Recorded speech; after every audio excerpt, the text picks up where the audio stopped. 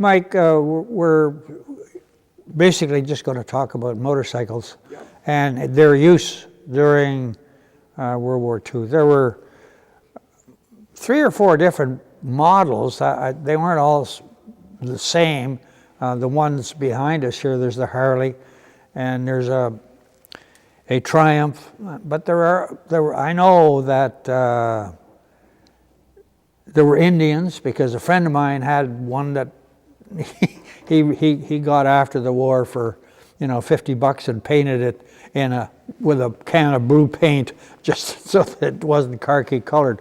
But they were used primarily to get messages back and forth in a hurry, because we didn't have the communications that they have today. Sure, they had the 19 sets and this kind of stuff, but if they wanted something in a hurry, they could go ahead and get their rider to take off and through the mud and crap and everything else that they had. The ones that we have here, of course, there's a Harley, and we call it the suicide one because the cross shift on it. And then there's the one of the Triumphs behind us, which were used later, and they were built in Britain, so they were available. And went way down the back end, the Kawasaki was used for training dispatch riders here in the 90s, but it was a no-no really, because we really didn't need them because of the method of communications that we had. But there was one more bike I was actually interested in as well, the other Triumph that you have. Yeah. Well, the other Triumph that we have was shipped here, and at the time we had quit using motorcycles really, and so this one was never put together. It's still in the original shipping crate container from the UK, and it's still wrapped in the oilskin and everything else that I have.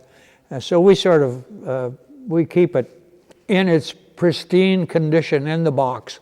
And everybody, it's an item. And an item of controversy. Come on, you want to put it together? No, we're not going to do that. We just leave it the way it is.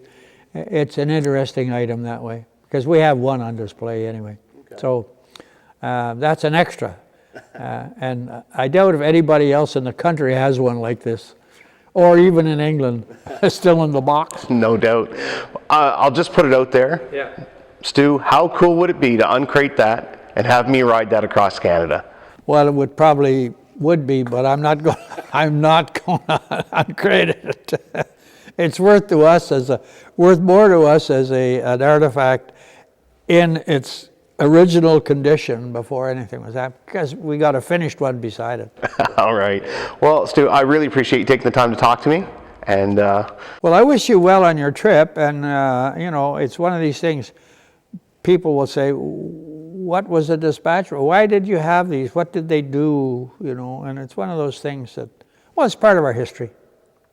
I know the military police used a lot of them during the war because of convoys and stuff, but that was a different usage of the bikes. So they did play an important part, because they could go places where you couldn't take a Jeep or a truck.